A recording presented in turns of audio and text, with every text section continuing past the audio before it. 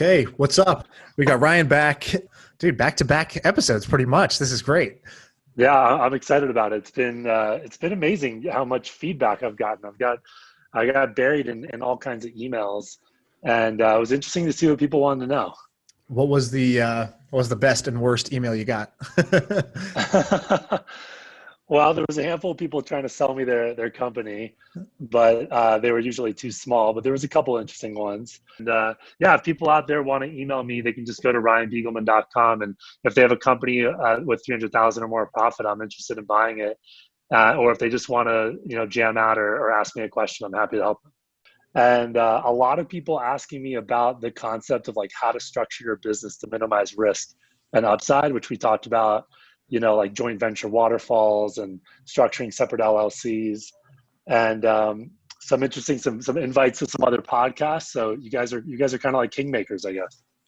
Well, What podcast?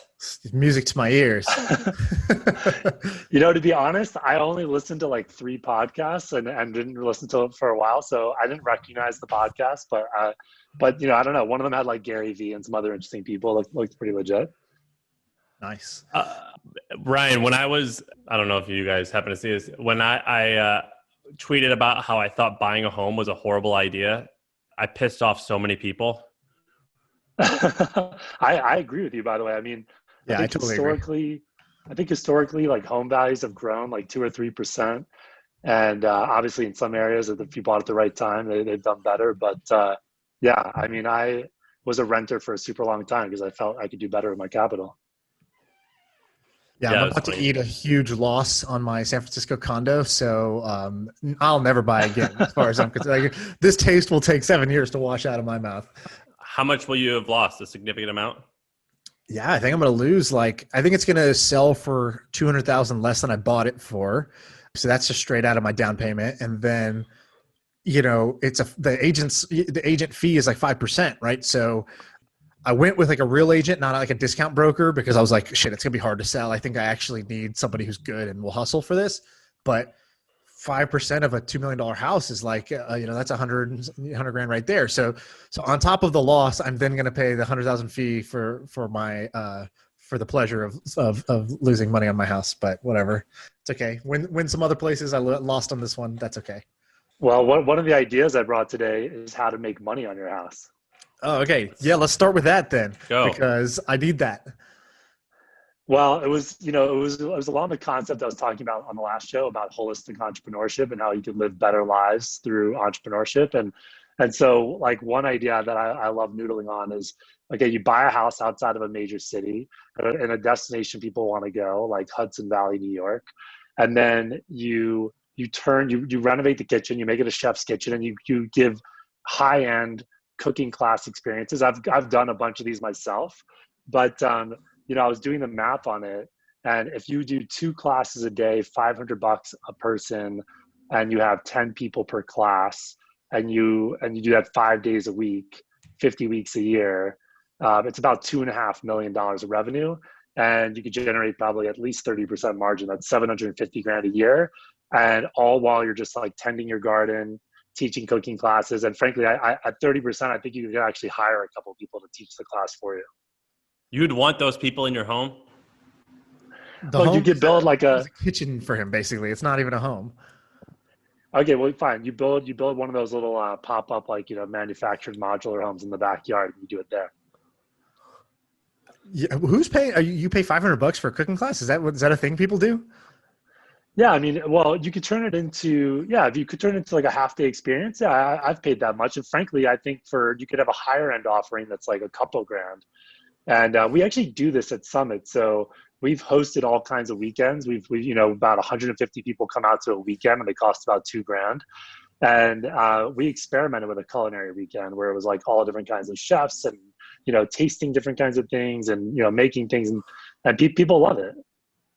I feel like with Summit, you have this both an amazing perspective because you sort of did the impossible and have this like really unique set of experiences. On the other hand, you have this really skewed view of reality because it's like the people who go to Summit are people who are of a certain level of success, and then they basically get wrapped up in the Summit like world. I feel, and it's like a casino in the cloud, and like they're like, yeah, okay, take me on this helicopter ride. All right, cool. You want me to buy a piece of this, a patch of this mountain that isn't undeveloped right now for $1 million? Okay, take my money. I think you get people into this. So it's so immersive that the sales on, the on-premise sales are like, bar none. It's uncomparable to like what I think most people are ever going to be able to deliver, because you've built equity with people and you get them in the moment where they're like, I do need to live my life. Yeah, like I do want to be around these people more. I do need to be out of the city and out in nature. And like I think people make great decisions when they're in that state. Before we even get into that, should we remind people who you are? Yeah, sure. So Ryan, I'll do it for you because that's what I do. Ryan started or helped start Biz Now Media, a company that did a newsletter and events business, did 20 million in sales and about 6 million in profit, sold it for 50 million bucks. Then what Sean's referring to is Summit. He and 4 other guys, I believe, bought a mountain for 50 or 40 million dollars and then turned it into a resort. And they do Summit Series, which is this a series of events for, I don't know, who do you say? Industry leaders, artists? Yeah, artists, academics, scientists, and all kinds of entrepreneurs, nonprofit leaders, et cetera. I think you said it right on the last podcast, Sam, where you were like, it's like TED, but cool again.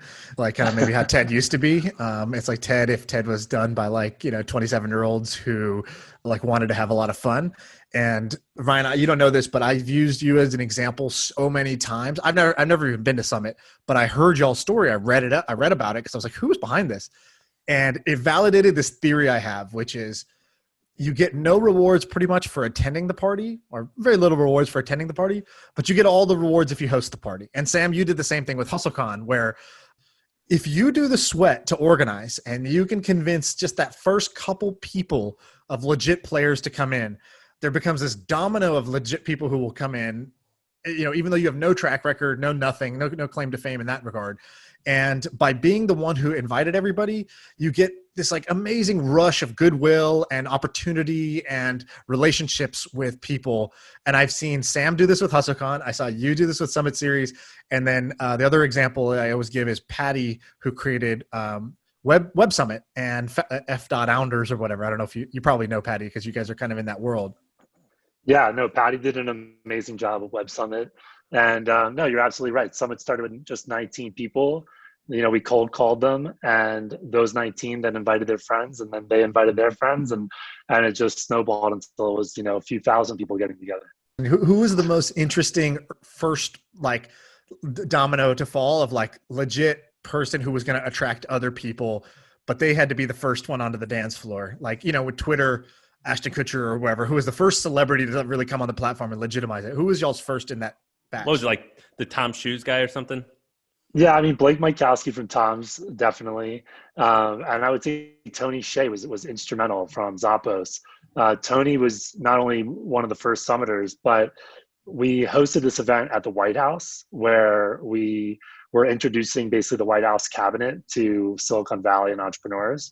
And Tony came to that event, and at dinner after the meeting with the White House, he came up to us and he said, "Is there anyone here who like you wouldn't invite over to your house to like meet your parents?" And we were like, yeah, of course. Like there's some really incredible venture capitalists and people here that we think are kind of dicks, but they're here because everyone wants to meet them. And he was like, nope, they can't come back.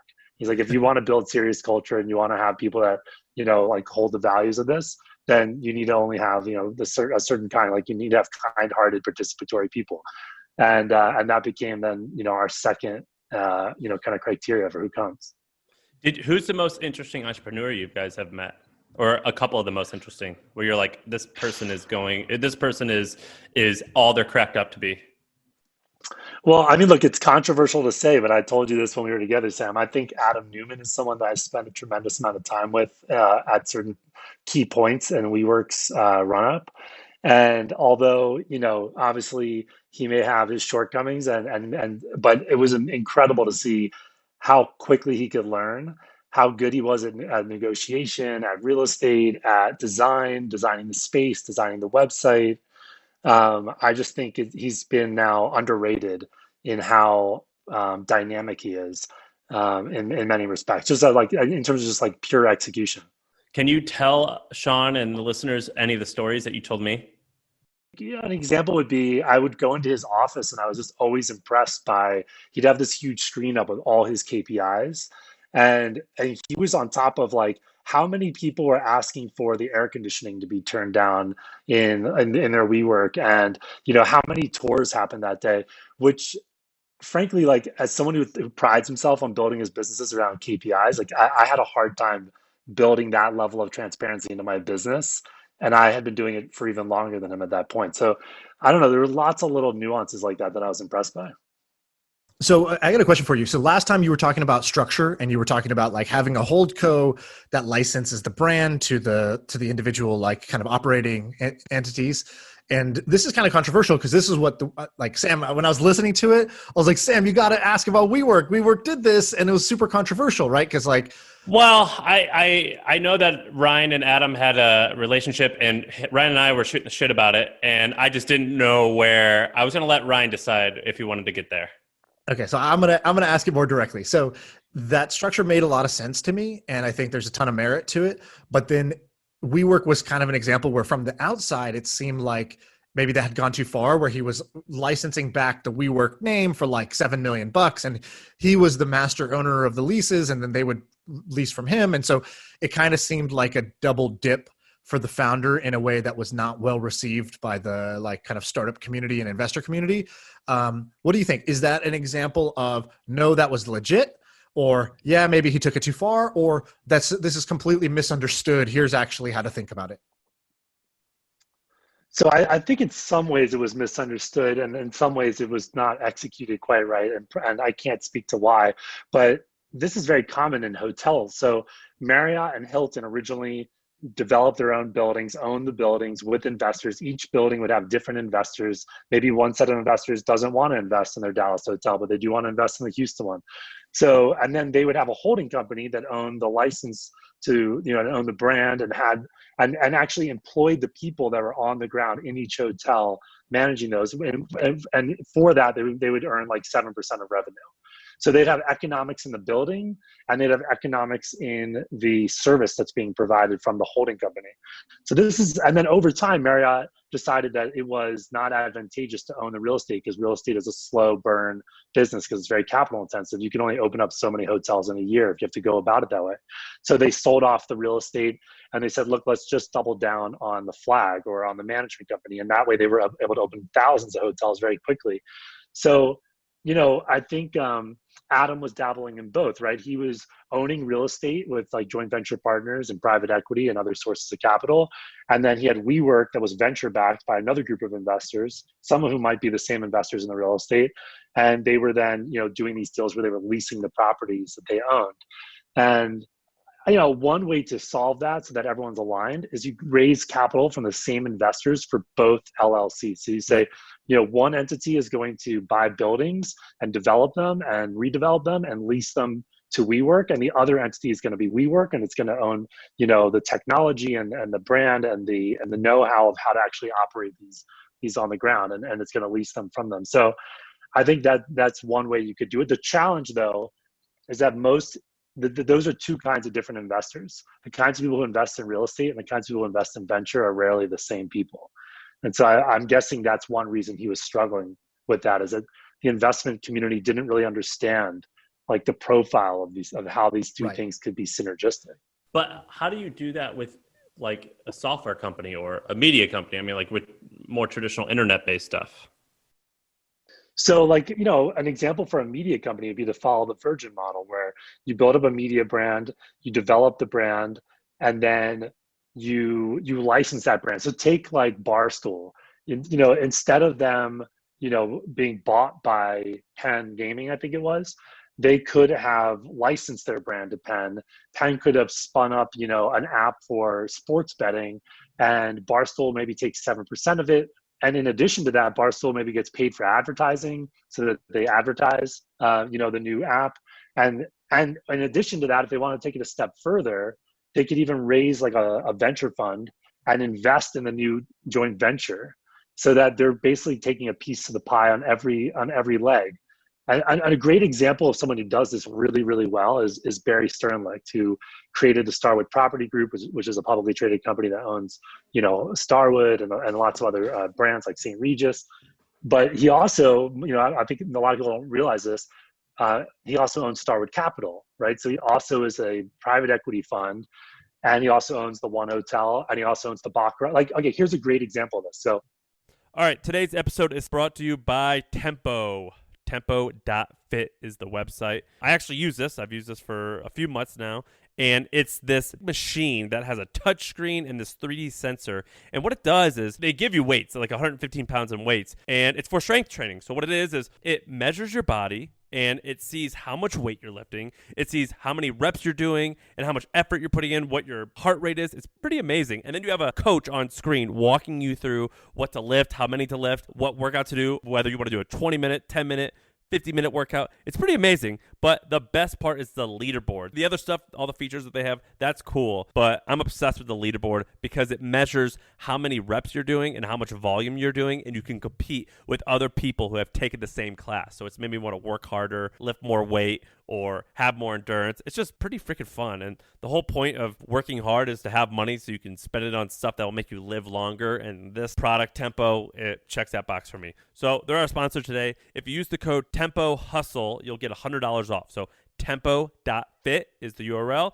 and Tempo Hustle, one word, you'll get $100 off. So check it out. I use it. If you look me up on Twitter, you'll see I'm always filming videos where I'm talking to that company saying I'm trying to crush their employees on the leaderboard because I actually love this thing and I use it all the time. So check it out. This is genius. He buys the Baccarat Crystal Company. It's been around forever. He then takes that brand and he creates a hotel company off of it, and he licenses the hotel brand to a development company that builds a skyscraper in Midtown Manhattan called the Baccarat, Hotel. He fills the hotel with Baccarat Crystal, which he buys from his own factory. And then, his private equity fund is the equity behind all these operations. And he's playing in so many different facets of this business. Why would the skyscraper want the brand of that diamond factory if there's no brand? Yeah, I mean, it's just a name. Well, Baccarat Crystal has been around for, a long time and is really famous. And the target audience that's buying $30 million condos that are buying from Russia and China and Latin America have been buying Baccarat Crystal for, generations. And so he uses this brand. Everyone knows Baccarat means, it means luxury. So it's just a really smart way. And then on top of it, he owns the Baccarat company, which is, hopefully just a decent investment in its own right. So this makes total sense to me because whenever you're doing a new venture, if you can, I always think about hijacking trust. So I did this with the podcast in a way where I was like, okay, cool. I can start this podcast on my own and build my own brand and build my own distribution, build all this. But hey, maybe there's a win-win here, right? Sam has the hustle. The hustle has a big audience. They have no audio content. I'm willing to do all the work. I think I can pull off a great operation on the podcast. But if they put their name behind it and they put some distribution behind it, we'll both get there faster. And for them, they got basically a very low cost free option to build a whole new vertical of their business and capture some of the value. And so Sam, what you should be doing, what I'm hearing from Ryan is what Sam should be doing is saying, is the hustle a good brand? If you've put 3-4 years into building the hustle, which has some level of equity with millennial business oriented people, and then you hear me talking about, cool, I want to build basically a new education company. I'm going to do courses. I'm going to do all this stuff. What you should be doing is say, cool, this is now Hustle University. I'll give you the brand. You give me 6%. You go do all the work. And and as long as sort of your brand is not being diluted by the efforts, right? So if you're partnering with a good operator, or in Baccarat's case, a high-end developer that's going to make a good quality hotel, then you're getting free expansion of using equity that you already have that you're currently not tapping into. Because I'm just going to go do it on my own, right? And so you capture no value, and I have to build trust in a slower fashion because I have less of a brand than the hustle is kind of like a tiny version of Virgin.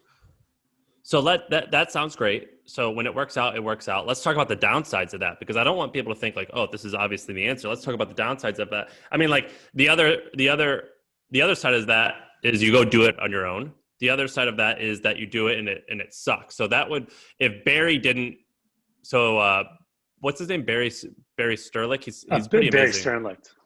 Yeah, he's Yeah, amazing. that guy's. I've heard him talk. He's pretty amazing. I mean, Ryan, what are the downsides of this? Yeah, I mean, you mentioned it. Like Oprah decided to be vertically integrated and own her own magazine and own her own network. And Martha Stewart went the other direction. Martha Stewart said, "I'm going to license out, and there's going to be my clothing's going to be sitting on racks at Target, and someone else is going to manufacture that." And the challenge you can run into that, of course, like you mentioned, is someone dilutes your brand, they damage the brand, um, or you kind of dilute your efforts because you're probably spending some amount of time and energy on spinning these up.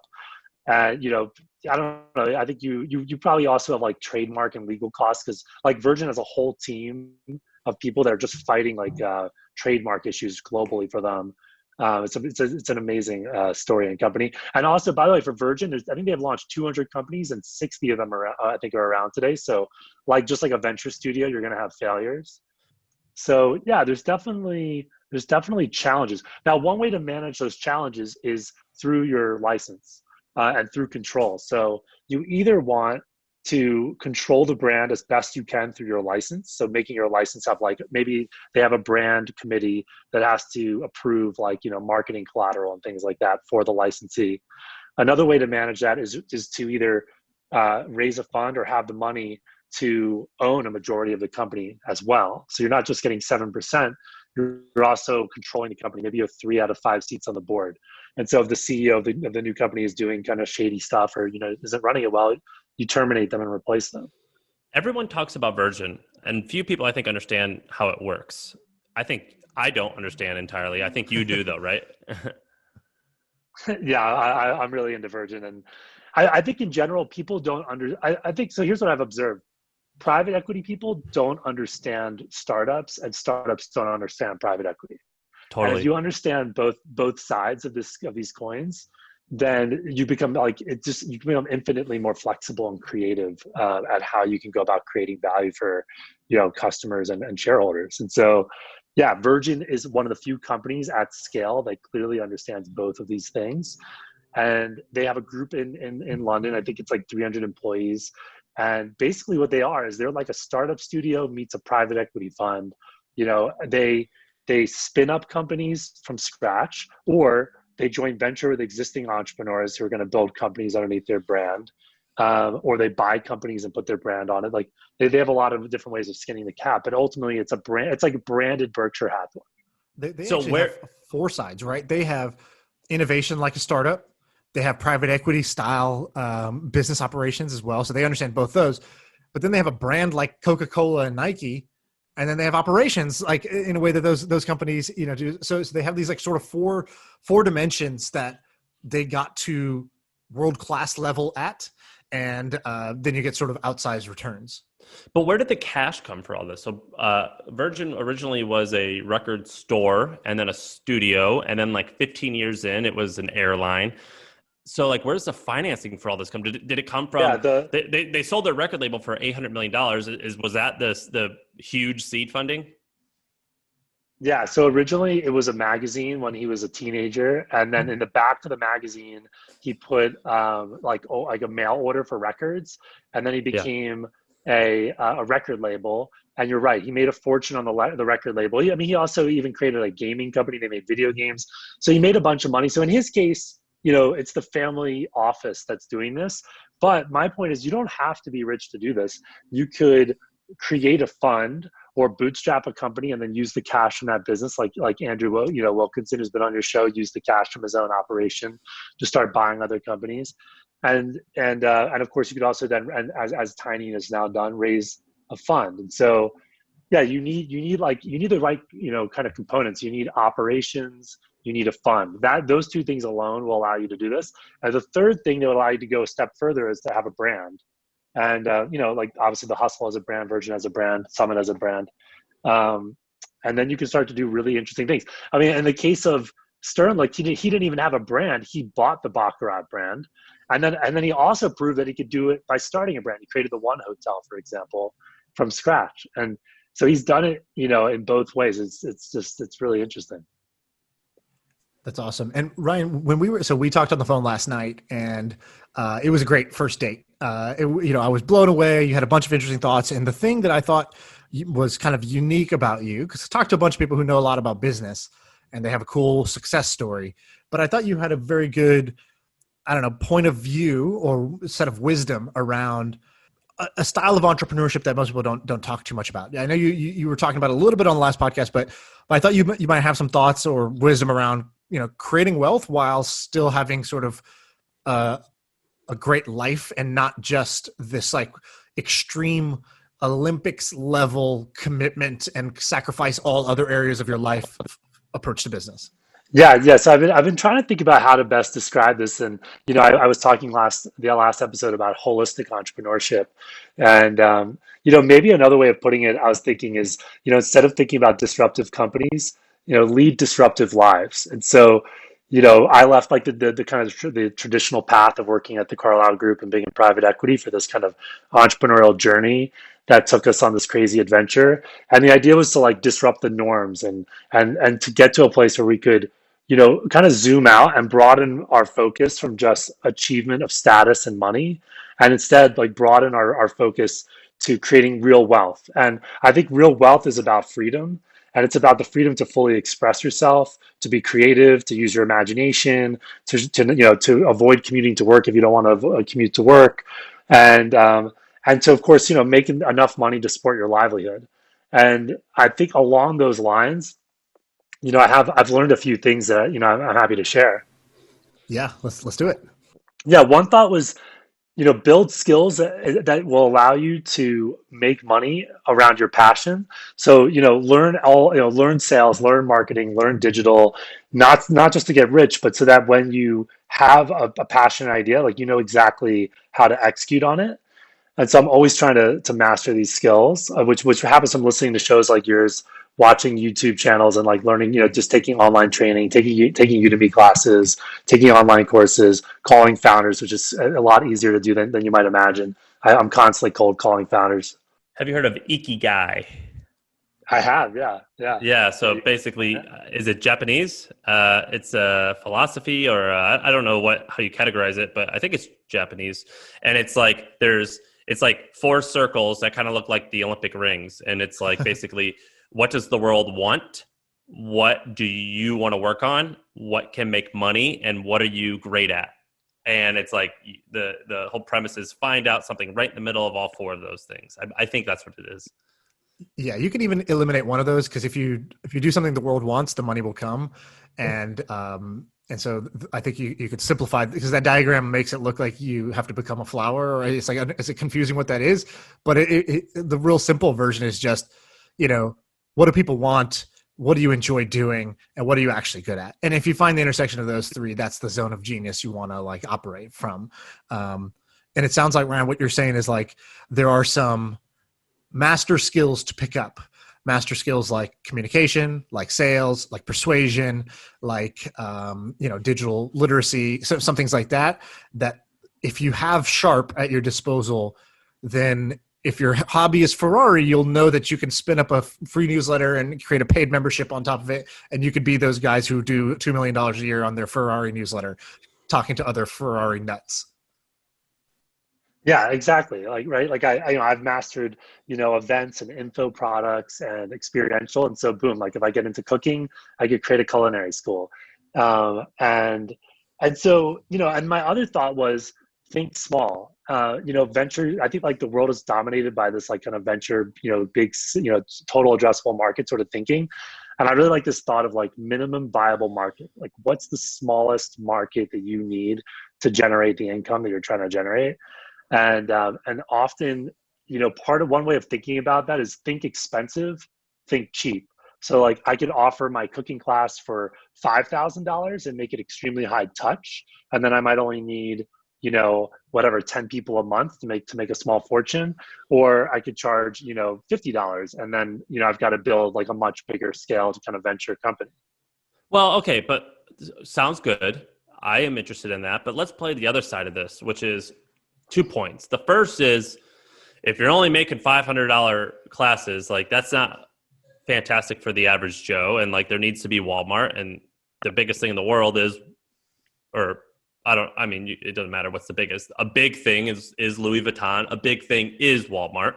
The second thing is the people who you're saying you admire, Barry Sterlick, and you also said you admire Adam Newman. Do you think they thought that way? Well, first off, I'm saying I admire their skill set. I'm not saying that I admire their well-being.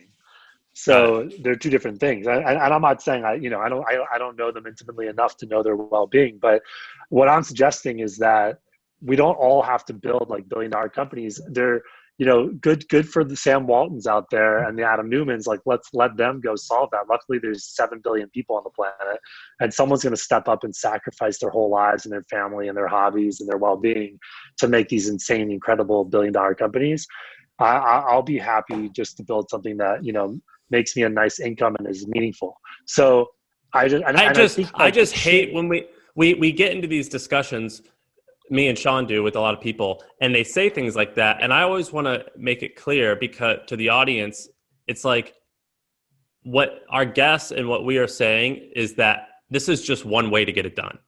And I think that far too often people say like, you have to raise money, you have to raise money, you have to do this. That's cool. And then other times like Andrew and you and me and Sean talk about this too. Like, no, fuck that. You could live this other life.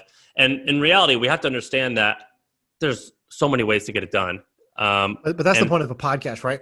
We're going to have people on who are like, yo, this is the way, because they believe it, they live it, they've had success with it. And then if you listen to 10 episodes, you're going to be like, wait, I heard this is the way 10 times.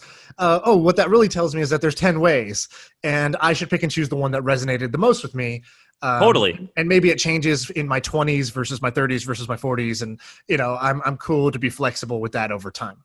I completely agree. And I'm not criticizing at all what Ryan's saying. I'm just want to make it, I hate when people like, I always do this and I hate when I do it, is when I say like, this is the answer. And then I always was like, no, I got to make it clear that there are many ways to get it done. And so I want to know more about Ryan, about your way. So who's somebody you admire that actually has blended, let's say, their entrepreneurial, their ambition without letting it overcome them and overtake their life, where they're, you're Elon Musk, you got 7 kids, 3 wives, and, you sleep in the factory 200 days out of the year. So who's blended it well? Give us an example.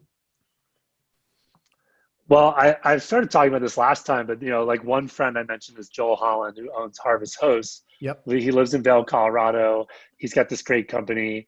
It makes plenty of money for him and his wife. He loves RVing. He likes to go around in RV. It's actually his job is to go around. He loves drones and RVs, to go around and film himself enjoying wineries in his RV, which actually becomes his Facebook advertising to promote the membership for joining the RV membership that he sells.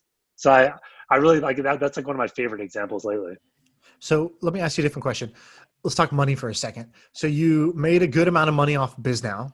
Before that, had you done something that you were well off with, or you just had a good paying job or something? Or where were you at before that? Well, I had a well paying job in banking, and then at the Carlyle Group in private equity. But it was what is that? What do you make when you're in private equity what's a well paying job? Is that like $150K a year? Is it $100K? Is it $300K? What does that mean? Like at the level I was at, you'd make like $300,000 to $400,000, and you'd be quickly on the path to making over $1 million a year. Okay. And so you walked away from that. Is that the ceiling? Is that the ceiling on those guys? No, the ceiling is making like hundreds of millions of dollars, like per fund. So here's the math, right? Like we had a $3 billion real estate fund that I was in. There's like 10 people in the acquisitions group, a bunch of people in asset management. $3 billion, if we return 2 times, which is like kind of the bare minimum for success over 5 years, then we keep 20% of the upside. So we turn 3 billion into 6. That's 3 billion of profit. 20% of that is 600 million. We split 600 million amongst the 10 partners of the fund. Yeah, I mean, I don't know exactly how many partners there were, but yeah, something like there's probably 10 partners, but there's also then the holding company at Carlyle, which probably takes like half or more of that. Right. Okay. So you had a good job, and then you had a path, and then you do BizNow, and that's great. That has a good exit. Summit has done well, like culturally. I don't know, financially, which one's better for you personally? Was it BizNow or was it Summit? Well, this kind of gets so BizNow was more financially successful than Summit by a lot. Summit was never really meant to be like a financial success, or at least hasn't been thus far. It was more about building something really enjoyable and awesome for the world and for the community that we were building. Which gets to, by the way, my solution for Sam, because Sam and I have been debating this idea. Sam is partially driven by doing epic shit, right? And like he wants to go and do really cool creative projects that, you know, have a cool impact on the world and make him excited and make him want to wake up every morning and work on them. But he also, you know, I'm speaking for you, Sam, but he also wants to make a few dollars, right? So one thought is have your fun company and then have your serious company. And I think that, you know, I'm somewhat living proof of this. I don't know that we've done it perfectly, and really my partners were running Summit mostly day to day, so I can't say that I was as much involved day to day for many of the years. But you basically spin up a company, you get it to like making $1 million a year, or $500,000 or whatever you need to make enough, and then you launch your moonshot company in a separate LLC or a separate C corp. Well, that's what a lot of do that. Or yeah, go ahead. A lot of people do that, and it's got great results. I mean, a lot of people get wins early in their career, or even mid in their career, and once you get that win, you can get after it. That's quite common. But there's a difference of parallel versus in series, right? So like, are you doing them at the same time versus you get your win, or you put the first 5 years in where you're not even thinking about your side projects, you're just making your main thing actually work. And then as it starts to work, you either hire your CEO replacement or you sell the company or something. And then you now have a cushion and you have a buffer and you have a whole bunch of experience and sharpened up skills that you could apply to more ambitious projects or more fun projects. So my personal take is that it's nearly impossible to do that in parallel. I don't know if you agree, Ryan. I would also, I don't think it's impossible, because definitely there's examples of people doing it. Low odds. I know that if I tried that shit, I would get smacked by the market. I know that reality would smack me and say, oh, you thought you could do both? Like, you know, at the same time? Like, that's not how the world works. But Ryan, it sounds like you're kind of saying you believe you can do them sort of at the same time. No. So look, we started Summit in 2008, and I basically bought into BizNow in 2008, and we scaled them at the same time. Wow. But part of the way that we did that was as I focused on BizNow and my business partners focused on Summit. For the first 3 years, I worked till like 2, 3 in the morning working on both, every day, like 7 days a week. So it was like, you know, I was working kind of like I was accustomed to doing in banking. So it was pretty brutal. However, another way to do it is about, I think 5 years into BizNow, I had replaced myself with another CEO who I had groomed, who I hired out of college, who's still there running the company. And at that point, I had a lot more freedom. Now, one thing that I was doing, however, was I was trading growth in that company for doing other things at that juncture. So like I could have doubled down. I could have been me and my CEO spinning up lots of new things, or I could have like slowed growth a little bit, which is essentially what we did, so that I could spend a little more time doing other things. And we hear that this advice a lot. And this is something that Silicon Valley doesn't actually talk about a lot, which is replacing yourself as a leader. I kind of did that. What I noticed is that there is very little discussion on this out in the world, and it's so hard to learn. It's so hard. Yeah, we've done it now a few times, and it is extremely difficult. I've definitely done it. I've definitely failed and succeeded at it. I mean, for me, I had this guy, Will Friend, come live with me for 9 months. I slept on an air mattress. I gave him my bedroom. And it was right out of college, and I trained him on literally, like, he was an apprentice. Everything I did, I used to call it like knee-to-knee training. Like, you're not going to learn this if you don't like literally see my computer screen and see exactly how I'm building my spreadsheet. Like, I taught him not to use not to use his mouse, only use his keyboard. You know, like I taught him like every nuance of everything, the way I think, the way I make decisions. And so over time, he learned the way I did things. Now, look, the way I did it, though, is I had like 5 people that I was doing this with, and one of them emerged as the obvious leader. It wasn't so clear initially. Some people were really good at project management, but then sucked at managing people. Some people were really good at sales, but then couldn't manage the sales team.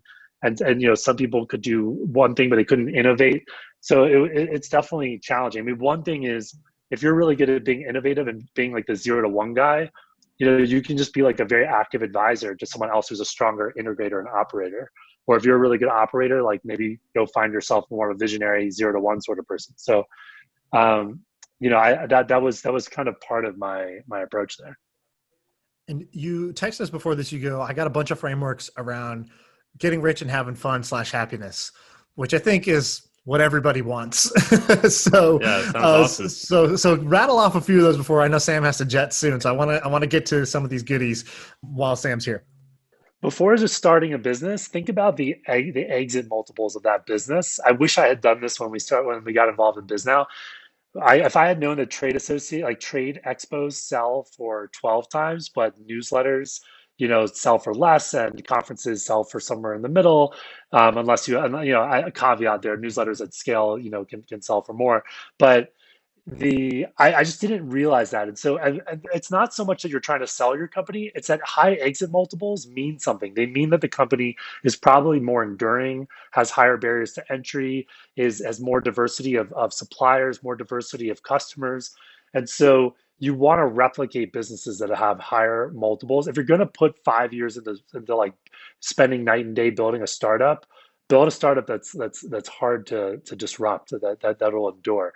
And the way to do that is to look at high exit multiple sales, which you can generally find through just like reading stories and talking to founders and figuring out for every industry, there's like the low multiple business and all the way up, there's a continuum up to the high multiple.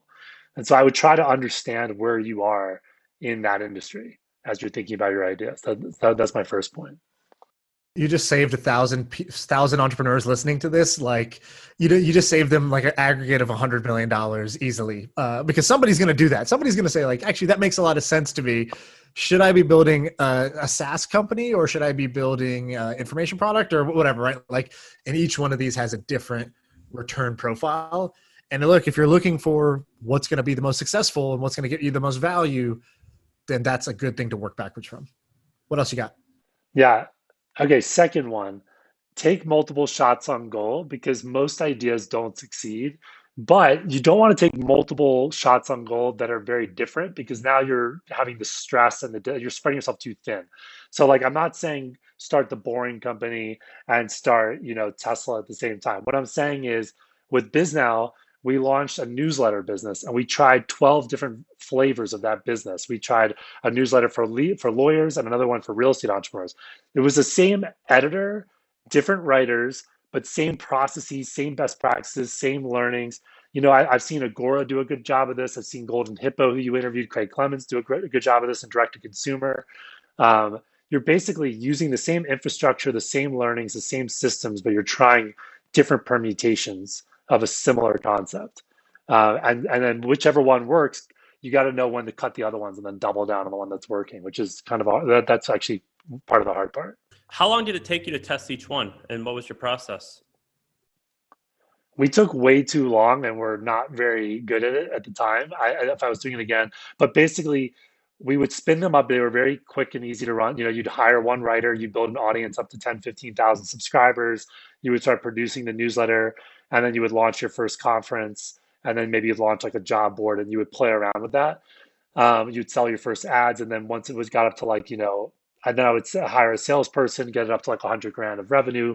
Some of them scaled to $1 million of revenue. Some of them scaled to 500 grand. And then we figured out, oh, wow, commercial real estate, for all kinds of reasons I had no idea going into it, is way better than the other verticals. And that went up to like 20 million of revenue. So I think you just really quickly want to get a sense of like the audience, the profitability, so on. How long was that for you? I mean, this was over the course of like 4 years that we tried a bunch of different verticals. We didn't start them all at once. And, some of them we would spin up and cut in like, 3 to 6 months. And some of them we had a hard time deciding. Like we had one for federal technology that was doing like over $1 million in sales and was profitable. And we kept that going for probably like 4 or 5 years before we cut it. Craig, on our last, or a while ago, Craig, this guy runs this multi-$100 million company, Golden Hippo. He said that the most expensive thing is a mediocre success when they're spinning stuff up. Yes. Yeah. I was smiling when I was listening to that one because he's so dead on. That was like the hardest one to cut. It was just such a tough call. I also really like, I've been thinking about this idea that building a portfolio of activities is another way to go about it. Instead of becoming like the, night and day CEO of your company, you could build up a portfolio of consulting and coaching, and maybe you do an online course, maybe you speak, maybe you author a book, and you could basically piece together. I've seen a number of my friends do this, where they've pieced together, anywhere from 300,000 to $1 million, or even more a year, doing some combination of those things. The downside of that is you're not building like an asset that creates money in your sleep. But the upside is, you freed yourself from working for an employer, and you're not like up all night worrying about your startup as much, perhaps. Yeah, that's a good one. I have a different way of phrasing that same thing, which is sell your byproduct. This is an example from the 37 Signals guys in Chicago, who they made a company that made Basecamp, and then they worked a certain way, and then they started selling books just explaining how they worked to basically their business. Served a bunch of small business owners, and so then they sold the book to those business owners about like, hey, here's how we run our business, and just selling their byproduct generated millions of dollars and even more in new customers who like to hear how they worked. I'm dabbling with this too now, and I'm seeing very interesting results. Do you want to know my favorite byproduct? Kingford coal or charcoal. Kingford, or is that what it's called? Kingford? What's the famous charcoal brand? Yeah, I think it is Kingford or something similar. Yeah, that was started using the leftovers of making a Ford car. That's amazing. Yeah, sometimes it's literally that. It's like orange juice was nice, like yeah. leftovers, right? Like, and then sometimes it's more leftovers of like your time or your expertise or your, just giving people access to what you're doing. There's different other ways to sell your byproduct. Yeah, Tony Hsieh did a great job of this. He became famous for company culture at his company, and then he created a separate. I don't know how many people realize this, but he actually created a company that teaches other companies how to build happy cultures. And he did that by spinning up a book and going on a book tour. And I think he even bought like Dave Matthews Bus for the tour, which was like a fun little side note. And then he actually, he hired a woman who runs it, and they actually sell this to companies. And yeah, it's an amazing little side project. Barstool does a good job of this too, where they just film their office, and they film like, hey, we're hiring an intern. Cool.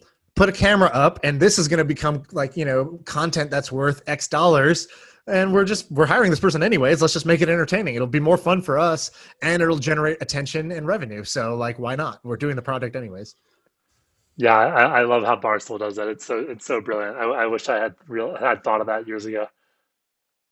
All right, Ryan. So I want to leave it open to you because I think you were one of the rare guests who thought about what you wanted to say and was like, hey, I got like some gold I want to give out. And so I'll let you kind of jump around. You said there's a couple of areas. One was, these idea frameworks.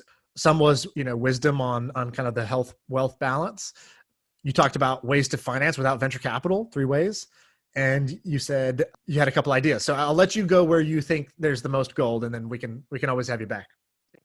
All right, I'll dive into one more. One is financing. I think too many people raise venture that they don't need to raise. Like I was talking to an entrepreneur just recently who was starting a new company, and he was about to go out and raise $1 million. I was like, what? Why are you going to raise $1 million? Let me give you like all these ways. So I started thinking of these ways. So one is you can, if you're building a subscription product, let's say, you can build a lifetime membership to this product, which the airlines used to do in the early days of their rewards programs. And maybe you don't make it a lifetime, maybe you make it 10 years, but you say to somebody, look, I'm going to give you a lifetime access to this thing that's soon going to cost, I don't know, 1,000 a year. I'm going to give it to you for $5,000 a year now. You'll never have to pay for it again. And on top of it, I'm going to give you all these extra benefits. You're going to have like, an inside look on everything first, or whatever it's going to be. You'll have kind of like the backstage pass to this community, this product, whatever it is. And then that you sell, whatever, 50 of those at $5,000, you bring in $250,000, and boom, you're started. And I think another thing that Elliot, my business partner, used to say to me that I always thought was interesting was when we would hire a writer, I'd be like, man, this writer's like, $100,000 a year. And he'd be like, no, this writer is like $100,000 divided by 12. We just need to get started. Like if we can sell ads in month 2, then we might be able to pay for the writer, in months 3, 4, and 5. And so he kind of like would look at it kind of month to month, which I always thought was kind of clever, and helped me think through things, kind of like eating an elephant bite by bite. So yeah, one is selling a lifetime membership. A second idea is if you have more of a service business, then you can sell the first clients before launching. So like with BizNow, whenever I would launch a new market, like say I was going to launch Chicago's newsletter for commercial real estate, I would fly to that market 2 or 3 times, or now we could use Zoom, and I'd say to law firms, hey, we're only going to have one law firm. I'm going to give you all the inventory, all the ad inventory for the first 6 to 12 months, and it's 30 grand. And I'm only going to have one accounting firm, and I'm going to have one of this and one of that. I would go to 5 competitors and be like, only one of you is going to get this for the first year. And then I would bring in about, a couple hundred grand up front. I would charge them about a quarter of that to get going. And then that would fund the first writer and the first salesperson. And then they would start to fill in all the sales for year two. Um, so I love pre-sales. Obviously, Kickstarter has kind of like, turned that into a more popular idea. And I was saying, yeah, third is you can do that, of course, for manufactured products. You look at Kickstarter, right? You just launch kind of the concept of the idea. You get a fan base around it. You get them to commit, put down a deposit, or even pay for the whole thing, and they get access when it comes out first. And then finally, my fourth way is if you can't do any of those things, start a consulting company, and then use the consulting company and use the revenues from that to kind of keep the lights on while you're building, the real product that you're excited about. Yeah, I love those. And also, at BizNow, we launched an event called Escape, which was basically like summit it was like a 5,000 ticketed item for people that are the CEOs of real estate companies. And I went to the first 40 people and said, if I do this, will you come? And it's $5,000, by the way. And I went to those first three. I went to the most impressive first three people that I could get a meeting with. And I got them to say yes. But they said only yes if the other people on my list came. I actually handed them a spreadsheet. I was like, here's 40 crazy names. If I can get, half of these people to come, will you come? And they said yes, contingent on that. Then I went to those crazy people and I said, hey, these amazing people said they would come. If you'll come, will you come if they come? And then they all said yes. And then I went back to all of them and said, okay, all right, I got 40 of you to say yes. You all said good to $5,000. And then before I locked in the hotel, I took deposit on a portion of the $5,000, and then I contracted the hotel, and then I put down my deposit on the hotel. So there's ways to do this where you don't have to raise capital, and if you do have to raise capital, I have thoughts on that too. But I just think that it's fun to and can lead you to a more meaningful life if you don't have the stress and pressure of venture. And let's end on this, because a lot of people I know understand this, and when I advise them, hey, this is what you should be doing, they get gun shy around either A, selling, or B, specifically selling a high ticket item. Because I think what often happens for people is they're like, well, we haven't made anything yet, or this is just my time. Why would somebody pay me $5,000, $10,000 for this? I think people are really afraid to sell high ticket items. Have you experienced this, or what's your advice to the person who's afraid to go ask for $7,000 when there's nothing made yet? So one is that people value their time, especially people who have means or are running a business, especially corporations. Their time is more valuable than a few bucks. And if you, especially when you're thinking B2B, corporations obviously have bigger budgets than individuals generally. And so if you can create something, sell on value, not on price, right? It's like a typical kind of sales 101 best practice. And be willing to endure awkwardness. Like there are awkward moments in phone calls that I would have where I'd be like, people hate to talk about price. I managed a couple of different sales teams, and they kind of like they shy away. They want to talk about it like the last second, or they don't talk about it at all, or they want to just send it in the proposal because it's too icky to talk about. Like, oh, I'll just put it on page 3 of my proposal. And I'm like, never, first off, never do that. Never email a proposal. Always schedule the next call and walk the person through the proposal and walk them through price and be proud of your price. If you think you really have, real value to offer, then, lean into that and be willing to ask. And one thing I'll do is before I ask that, I will ask people what is valuable to them. If I could do this, would this be of great value to you? And get to know like what their problems are and what they're trying to solve and what value those problems have. So like for the real estate conference, people were trying to do like multi-$100 million real estate deals. So for them to source a deal and meet other people that could help them find a good deal was worth a lot of money to them. Once I understood that, it was clear to me that a $5,000 ticket was like kind of a rounding error. Great. This is I think that last bit I think is going to help a lot of people who I'm thinking about my friend who I've been telling this, to for a long time, and he's just like has all the symptoms you just mentioned. He has, and I hope that he I hope that he listens to it. I'm going to send him this clip at the end and have him listen to it. Dude, Brian, this is great. I think we're going to have you back again. Probably we're trying to do where when we find people who are good at jamming out on new ideas or kind of high level frameworks that can apply to a lot of ideas, we're trying to create this like sort of friend of the house vibe where, me and Sam, we only know so much, but like, we want to have really great people coming in. And it's surprising how many successful people don't have the ability to hang in conversations like these because they're just like, they know their thing, but they don't know how to sort of generally teach and talk to a whole bunch of people. But you definitely have it. And so, I'd love to get you kind of in the friend of the house loop where you're coming on with some regularity, maybe once a month or every couple months. Yeah, I love that. I even like the idea of coming in and just like arguing with people on your show. So sometimes I'm listening and I'm like, oh no, there's a counterpoint here. Right. Let's bring in the devil's argument. The devil's argument on this side. Yeah, definitely. All right, we're out of here. I hope everyone has a good one. Later, man.